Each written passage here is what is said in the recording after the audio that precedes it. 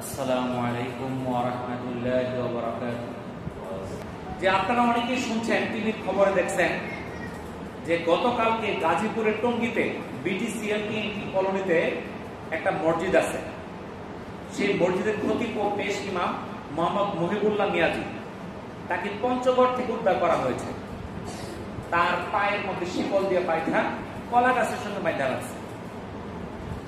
সে নিখোঁজ হয়ে গেছিল। কোথেকে? টঙ্গী থেকে, গাজীপুর টঙ্গী থেকে তাকে পাওয়া যাচ্ছিল। পাইল কোথায় যায়?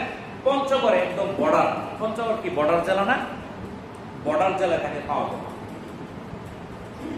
তাকে পাওয়ার পর হাসপাতালে ভর্তি করা হইল। তাকে পুলিশেরা জিজ্ঞাসাবাদ করলো। সে উত্তরে বলল যে 11 মাস ধরে তাকে বেনামে চিঠি দিয়ে দেওয়া হচ্ছে, তাকে হুমকি দেওয়া হচ্ছে। এইসব চিঠির মধ্যে তাকে কি বলা হচ্ছিল?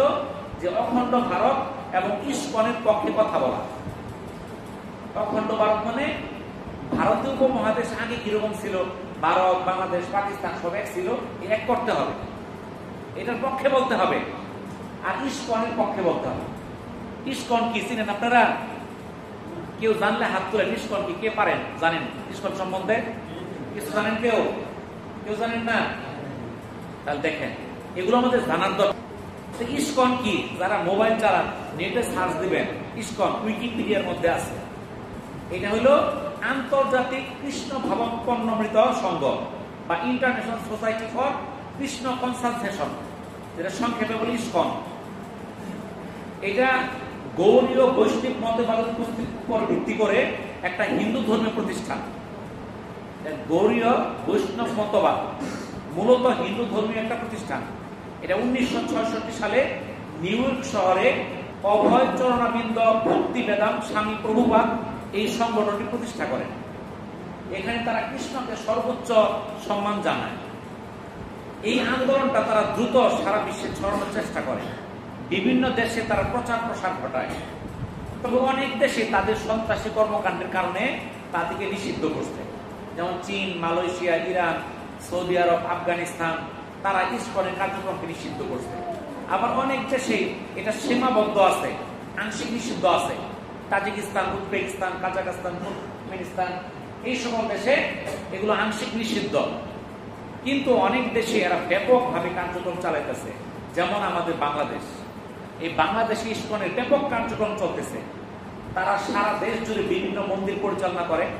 এটা 70 দশকের দিকে, আজ থেকে প্রায় 40-50 বছর আগে আমাদের দেশে এটা যাত্রা শুরু। তারা অনেক উগ্র, তাদের বিভিন্ন অপরাধমূলক কর্মকাণ্ড সারা বিশ্বে আছে, এমনকি আমাদের বাংলাদেশেও আছে। গাজীপুরে ইসলাম বিদ্বেষী কর্মকাণ্ড, মুসলিম নারীদের প্রতি কুরুচিপূর্ণ মন্তব্য, একাধিক ধর্ষণ, হুমকি ইত্যাদি কর্মকাণ্ড করছে এই ইস্কনরা, এই অভিযোগ আছে। কিছুদিন আগে এই যে 5ই আগস্টের পর তরুণ আইনজীবী সাইফুল ইসলাম আলিফকে নৃশংসভাবে হত্যা করে ইস্কনের সদস্যরা। এই গত সপ্তাহে গাজীপুরের টঙ্গীর বিটিসিএল কলোনি জামে মসজিদের খতিব ও পেশ ইমামকে গুম করে। তারা বিভিন্ন ধর্মীয় জঙ্গিবাদ, উগ্রবাদ সৃষ্টি করে। মুসলিম এবং হিন্দুদের মধ্যে দাঙ্গা বাঁধানোর জন্য তারা বিভিন্ন চেষ্টায় লিপ্ত থাকে। তারা মুসলিম মেয়েদেরকে প্রেমের ফাঁদে ফেলানোর চেষ্টা করে। বিয়ে করে পরে বলে হিন্দু হইতো, ধর্মান্তরিত করে। এই সকল কর্মকাণ্ড আমাদের দেশে ব্যাপক হারে চলতেছে। কিন্তু আমরা তাদের সঙ্গে আমরা সুসম্পর্ক বজায় রাখতেছি কেন? আমরা তো তাদের কর্মকাণ্ড চিনি না, জানি না। তারা বিভিন্ন দেখায় আমরা সেবামূলক কাজ করি। একটা উগ্রবাদী একটা ধারা তাদের মধ্যে আছে।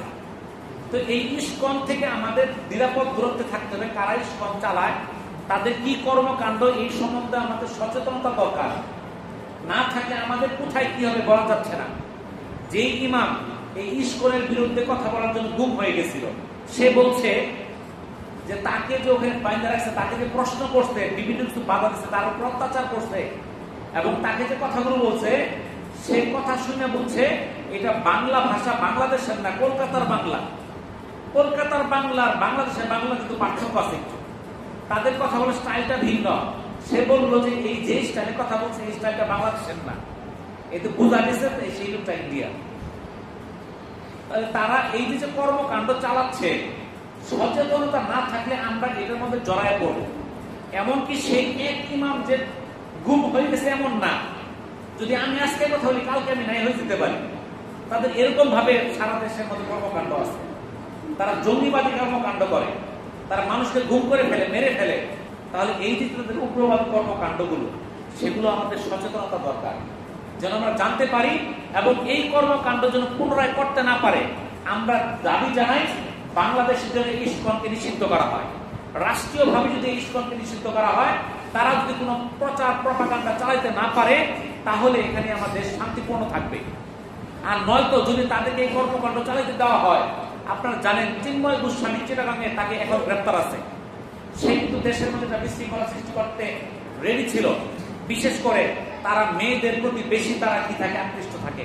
তারা মেয়েদেরকে বিভিন্ন ভোলায় বেলায় তারা তার ধর্মান্তরিত করার চেষ্টা করে। আগে প্রেমের সাথে ফেলায় তারা কি করে, বিয়ে করে, পরে হিন্দু মানায়, ইন্ডিয়াতে পাচার করে দেয়।